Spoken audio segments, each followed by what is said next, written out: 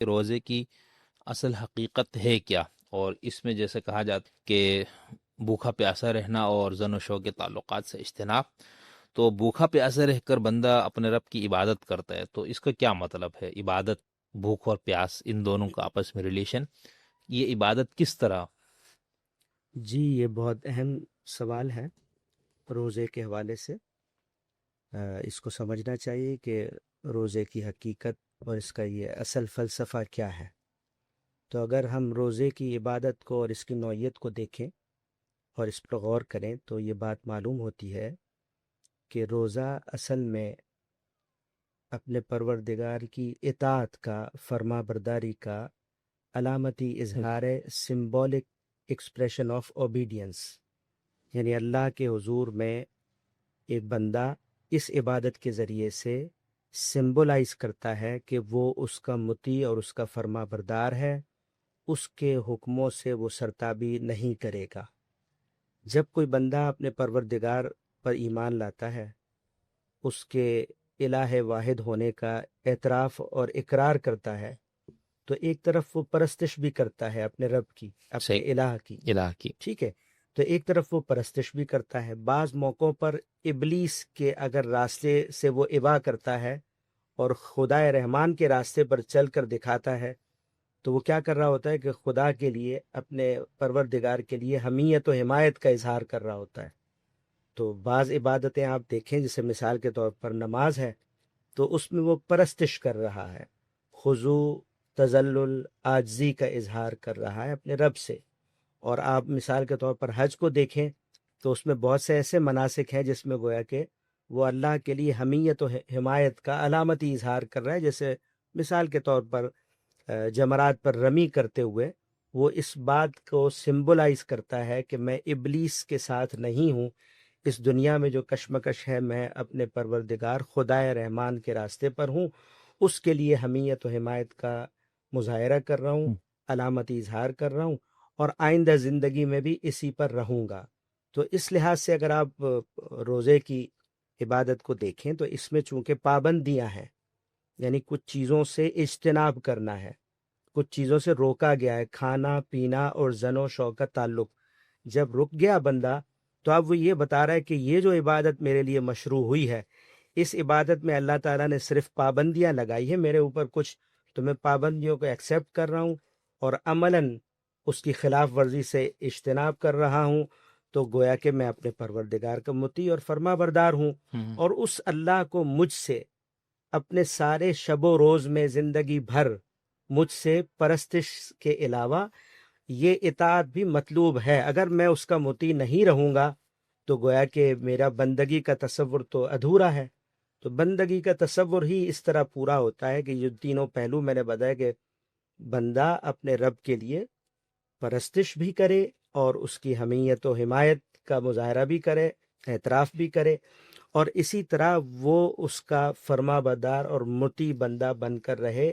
اپنی زندگی میں۔ اور اس عبادت میں تو وہ سمبلائز کر کے بتائے بھی 12، 14، 16 گھنٹے کہ جیسے اللہ نے روکا اس نے اطاعت کا اظہار کیا، اور میں آئندہ زندگی میں بھی اسی طرح اللہ کی جو محرمات ہے اس سے بچوں گا، جو اس کے حکم ہیں ان کو میں بجا لاؤں گا۔ تو اس طرح اس کا فلسفہ ہے، اس طرح یہ عبادت اللہ کے ساتھ صحیح، ہمارے تعلق کو بالکل واضح کر دیتی بہت خوب۔ اچھا صاحب، خود قرآن مجید نے بھی کیا اس کا کوئی مقصد بیان کیا گیا ہے روزے کا؟ جی قرآن مجید کو اگر ہم دیکھیں تو اس عبادت کا جو مقصد ہے خود اللہ تعالیٰ نے اسی سورہ بقرہ کی آیت 183 میں بیان کیا ہے، جہاں فرضیت کی بات اللہ تعالیٰ نے فرمائی کہ روزہ تم پر فرض کیا گیا ہے اسی طرح جس طرح پہلی امتوں پر فرض کیا گیا تھا، لعلکم تتقون، تاکہ تم ڈرنے والے بن جاؤ۔ اللہ تعالیٰ کے الفاظ جو ہے وہ تتقون ہیں۔ تو تقوی اگر آپ قرآن مجید ہی کی اصطلاح کے لحاظ سے دیکھیں تو تقوی کا مطلب یہ ہے قرآن کی اصطلاح میں کہ ایک بندہ اپنے شب و روز میں اللہ کی حدود اور اس کے احکامات کے مطابق زندگی بسر کرے، ان حدود کے اندر رہتے ہوئے زندگی بسر کرے، اپنے شب و روز گزارے۔ ٹھیک، تو ان حدود کے اندر رہ کر زندگی اس طرح گزارے کہ ہمہ وقت اس پروردگار سے ڈرتا رہے کہ اگر اس کے حدود کی میں نے کوئی خلاف ورزی کی، دل کی گہرائیوں سے گویا کہ اس کو یہ خوف بھی ساتھ ہو کہ اگر خلاف ورزی کی تو پھر اس کے سوا کوئی اور نہیں ہے جو مجھے بچا سکے۔ تو اب یہ وہ کیفیت ہے تقویٰ، یہ اس کا معنی ہے۔ تو یہ مقصد ہے جو قرآن مجید نے خود کہا ہے کہ یہ عبادت اس لیے دی گئی صحیح، تاکہ تم پرہیزگاری اختیار کرنے والے بن جاؤ اور حدود آشنائی کے ساتھ اپنی زندگی گزارو۔ اس کی تربیت اس روزے سے تمہیں حاصل ہو۔ صحیح۔ ڈاکٹر صاحب، گزشتہ گفتگو میں آپ نے اس آیت کو بھی پڑھا تھا، لِتُكَبِّرُوا اللَّهَ عَلَىٰ مَا هَدَاكُمْ وَلَعَلَّكُمْ تَشْكُرُونَ، تو کیا یہ روزے کا مقصد ہے؟ یہ بھی دونوں مقاصد روزے کے یا صرف تقویٰ کا حصول ہے؟ جی، اس میں اللہ تعالیٰ نے یہ بات بیان کی ہے کہ روزے کے حوالے سے خاص طور پر یہ بات بیان کی ہے۔ یہاں تو یہ الفاظ ہے نا کہ لَعَلَّكُمْ کتب علیکم الصیام کما کتب علی الذین من قبلکم لعلکم تتقون۔ اس میں اسلوب تو بالکل واضح طور پر گویا کہ تقوی کا مقصد ہی بیان ٹھیک، کرنا ہے۔ وہاں جو بات ہے تو وہ اس سیاق میں آگے آئی ہے کہ اللہ تعالیٰ یہ کہتے ہیں کہ وَلِتُكْمِلُوا الْعِدَّةَ وَلِتُكَبِّرُوا اللَّهَ عَلَىٰ مَا هَدَاكُمْ۔ تو اللہ تعالیٰ وہاں یہ فرما رہے ہیں کہ جو تعداد کو مکمل کرنے والی میں نے جو بات کی ہے وہ اس لیے کی ہے کہ یہ سارے روزے جب تم رکھو گے اور کوئی اسکپ نہیں کرو گے، اسکپ ہو گیا تو قضا کر کے تعداد پوری کرو گے تو اس سے تمہیں وہ پورا خیر ایک تو ملے گا، اور جب پورا رمضان کے جو روزے ہیں اس کے اندر یہ مقصود بھی گویا کہ حاصل ہوگا کہ اس کے ذریعے سے تم اللہ کی تکبیر بھی کرو گے۔ صحیح، تو یہ بھی بالکل اسی کی طرح کی ایک چیز ہے جیسے لعلکم تتقون ہے۔ ٹھیک، خود قرآن نص سے یہ بات واضح ہو گئی کہ لتکبر اللہ، یعنی اللہ کی تکبیر بھی مقصود ہے۔ صحیح، کہ روزوں کے ذریعے سے یہاں یہ سوال پیدا ہو سکتا ہے کہ تکبیر روزوں سے کیسے؟ وہ یہ کہ وہ بندہ روزہ رکھ کر جب وہ ساری پابندیاں تینوں کے تینوں اٹھا لیتا ہے اور وہ بار بار اس کو دہراتا ہے، پورے مہینے کے لیے دہراتا ہے، تو وہ کیا کر رہا ہے کہ اللہ کو سب سے بڑی ہستی اس نے اپنے نفس پر، اپنے حیوانی وجود پر مان لیا ہے، عملاً مان لیا ہے۔ تو سب سے بڑی ہستی مانا کہ اس سے بڑھ کر کسی کے حکم کی کوئی حیثیت نہیں، میرے لیے سب سے بڑھ کر اسی کا حکم ہے۔ تو سب سے بڑا حکم جب اس کو مان کے کھانا پینا تک بند کر لیا تو اس کا مطلب ہے یہ اللہ کی بڑائی، اس کی کبریائی، اس کی بزرگی اور اس کی جلالت کا اظہار ہے۔ اس معنی میں یہ بھی اور مقصود ہے، تشکرون بھی ہے۔ بالکل مقصود ہے۔ اور اس کے ذریعے سے جب آدمی یہ عمل کر رہا ہے تو یہ خود اپنی حقیقت میں اظہار تشکر ہی ہے، اللہ کی شکر گزاری کے جذبے میں ہی یہ سب کچھ تکبیر کر رہا ہے۔ بہت اچھا ڈاکٹر صاحب، آپ نے جیسے بتایا کہ اس کا مرکزی مقصد خود قرآن مجید نے لعلکم تتقون سے بیان کیا، تو تقویٰ تو کئی اور طریقوں سے بھی حاصل ہو سکتا ہے، تو روزے سے تقویٰ کس طرح پیدا ہوتا ہے؟ ان میں کیا ریلیشن ہے؟ جی، تقویٰ جو ہے روزے کے ساتھ جس طرح مقصود کے طور پر بیان ہوا ہے قرآن مجید میں، تو ظاہر ہے یہ ایک اچھا سوال ہے کہ تقوی کا مقصد قرآن سے ہم نے بتا دیا کہ یہ روزے کا مقصد یہ ہے، تقویٰ ہے، اور تقویٰ بھی آپ نے بتا دیا اور یہ ہے۔ تقوی کی اصطلاحی تو اب تعریف یہ ہے بھی کہ واضح روزے سے ہو گئی۔ تقویٰ اب کس یہ طرح؟ کہ روزے سے یہ تقویٰ حاصل کیسے ہوتا ہے، تو اس میں اصل میں 3 پہلو ہیں جن سے اس بات کو ہم بآسانی سمجھ سکتے ہیں کہ روزے سے تقویٰ حاصل کیسے ہوتا ہے۔ تو روزے میں اصل میں 3 پہلو وہ کیا ہیں اگر ہم غور کریں تو ایک پہلو یہ ہے کہ اس سے ایک بندہ جب روزہ رکھتا ہے اور اسی عمل کو دہراتا ہے اور اس روزے کی عبادت میں اس کے اوپر جبلی تقاضوں کی بھی پابندی ہے کہ آپ ان تقاضوں کو پورا نہیں کر سکتے، تو یہ اس کے اندر یہ پوری قوت کے ساتھ ایسا احساس بیدار کر دیتا ہے کہ وہ بندہ ہے اور اس کو اپنے پروردگار کی بندگی پر رہنا ہے اور وہ بندگی ہی کر رہا ہے، یعنی اللہ کی بندگی کا ایک احساس ہے جو پوری قوت کے ساتھ اس کی دل و دماغ پر گویا کہ بیدار ہو جاتا ہے۔ یہ احساس کیسے کہ وہ بندہ بن کر دکھا رہا ہے کہ میرا پروردگار ہے، اس نے ان چیزوں سے روکا ہے۔ تو یہ احساس جب 1 مہینے تک وہ اس عبادت کو دہراتا ہے تو ایک بندگی کے احساس میں چلا جاتا ہے کہ میرا ایک پروردگار ہے، میں اس کا بندہ ہوں، مجھے اس کا بندہ بن کر رہنا چاہیے، اور یہ عبادت بھی مجھے روزانہ بتا رہی ہے کہ میں اسی کا بندہ ہوں، اسی کا مطیع ہوں، اسی کا فرما بردار ہوں۔ تو یہ دیکھیں اس لحاظ سے ایک پہلو یوں ریلیٹ ہوتا ہے کہ عبادت جو روزے کی ہے